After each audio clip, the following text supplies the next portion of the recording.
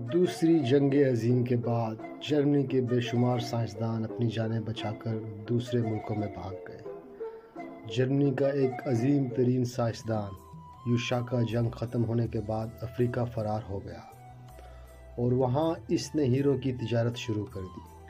چونکہ وہ ایسے مصنوعی ہیرے تیار کر لیتا تھا کہ اصلی سے بھی زیادہ قیمتی لگتے تھے، اس لیے ان ہیروں کو اپنے نمائندوں کے ذریعے بیچ کر بے شمار دولت کما لی۔ خاصی دولت کمانے کے بعد اس نے براعظم افریقہ کی ایک چھوٹی سی گمنام سی بستی میں زیر زمین ایک بہت بڑی سائنسی لیبارٹری قائم کر لی۔ یہ لیبارٹری انتہائی خفیہ طور پر قائم کی گئی تھی اور کسی کو بھی اس کا پتہ نہیں تھا۔ چونکہ یوشاکا کا اپنا ذاتی بحری جہاز تھا، اس لیے وہ پوری دنیا سے جدید ترین مشینیں خرید کر اس جہاز کے ذریعے لیبارٹری میں پہنچا دیتا تھا۔ جب اس کی لیبارٹری مکمل ہو گئی تو اس نے ہیروں کی تجارت اپنی بیوی کے سپرد کی اور خود 24 گھنٹے لیبارٹری میں کام کرنے لگا۔ اس پر ایک ایسا خلائی جہاز تیار کرنے کی دھن سوار تھی جس میں کسی قسم کا ایندھن نہ ڈالنا پڑے، بلکہ وہ بالکل آٹومیٹک طریقے سے کام کرے۔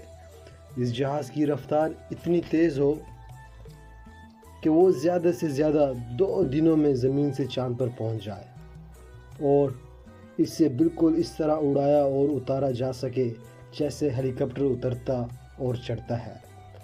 20 سال کی مسلسل محنت کے بعد آخر کار وہ اس قسم کا خلائی جہاز تیار کرنے میں کامیاب ہو گیا۔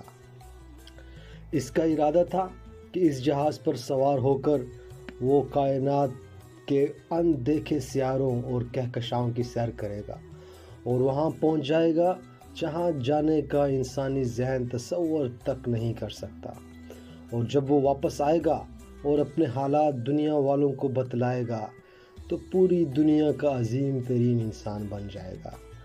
سائنسدان یوشاکا کے 2 بیٹے تھے، بڑے کا نام جگو اور چھوٹے کا نام بگو تھا۔ جگو 15-16 سال کا تھا جبکہ بگو کی عمر 12 سال تھی۔ دونوں بھائی بے حد ذہین تھے۔ ان کے باپ نے انہیں بچپن سے ہی سائنس کی تعلیم دی تھی اور اب وہ خود چھوٹے موٹے سائنسدان بن چکے تھے اور ہر چیز کو اچھی طرح سمجھتے تھے، مگر چونکہ دونوں ذہین ہونے کے ساتھ ساتھ بے حد شرارتی بھی تھے، اس لیے ان کا باپ انہیں لیبارٹری میں اکیلا نہیں جانے دیتا تھا۔ ان دونوں کو معلوم تھا کہ ان کا باپ ایک ایسا خلائی جہاز تیار کر رہا ہے جس پر وہ آسمانوں پر اڑ جائے گا اور اندیکھے سیاروں اور دنیاؤں کی سیر کرے گا۔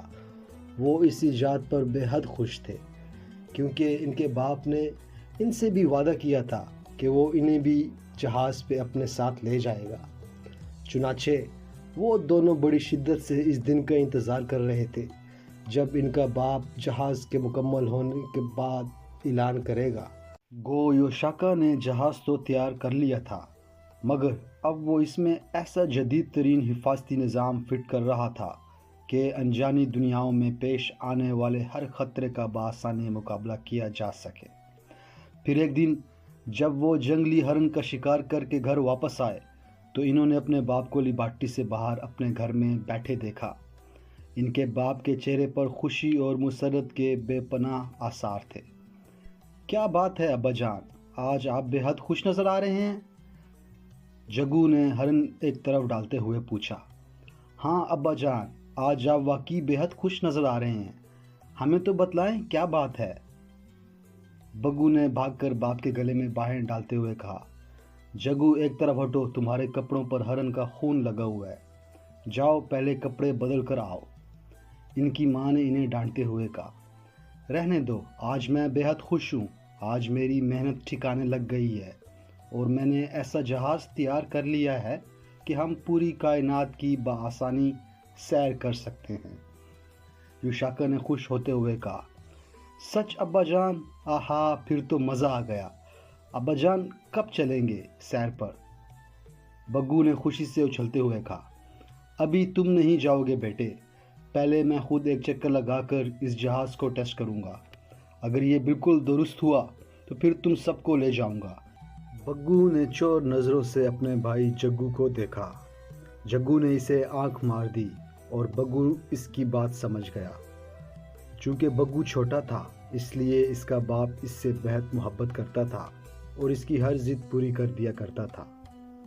अब्बा जान, अगर आप हमें नहीं ले जाते तो हमें जहाज़ तो दिखला दें ताकि हम देखें तो सही कि आपने कैसा जहाज़ बनाया है, बग्गू ने लाड करते हुए कहा। हाँ, अलबत्ता ये हो सकता है। आओ मैं तुम दोनों को जहाज़ दिखलाऊं। तुम चूँकि साइंस को अच्छी तरह समझते हो इसलिए समझ भी आ जाएगी और तुम्हारी मालूमात में भी इजाफा होगा, युशाका ने खुश होते हुए कहा। चुनाचे वो अपने दोनों बेटों को साथ लेकर लेबॉर्ट्री में आ गया। लेबॉर्ट्री के ऐन दरमियान में एक फौलादी प्लेटफार्म पर वो खलाई जहाज़ खड़ा था। खलाई जहाज़ शक्ल सूरत से एक बड़ा सा कैप्सूल नज़र आता था। इसका रंग बेहद चमकदार था और अजीब व गरीब बात यह थी कि इस जहाज़ के बाहर एक पेच तक लगा हुआ नहीं था। अब्बा जान, इसके बाहर तो बिल्कुल तार तक नहीं लगी हुई, हत्ता के रेडार तक की तार नहीं है, जग्गू ने सवाल किया। बेटे, ये जहाज़ इंतहाई रफ्तार से चलेगा इसलिए इसके बाहर कोई चीज़ नहीं लगाई गई, वरना इसका असर रफ्तार पर पड़ता। इसका तमाम निज़ाम इसके अंदर मौजूद है, युशाका ने जवाब दिया। अब्बा जान, इसकी इंतहाई रफ्तार कितनी है, बग्गू ने पूछा। बेटे, बस यूँ समझ लो कि रोशनी की रफ्तार से 10 गुना ज़्यादा रफ्तार से जहाज़ चलेगा। रोशनी की रफ्तार तो तुम जानते ही हो, 1,35,000 मील फ़ी सेकंड है।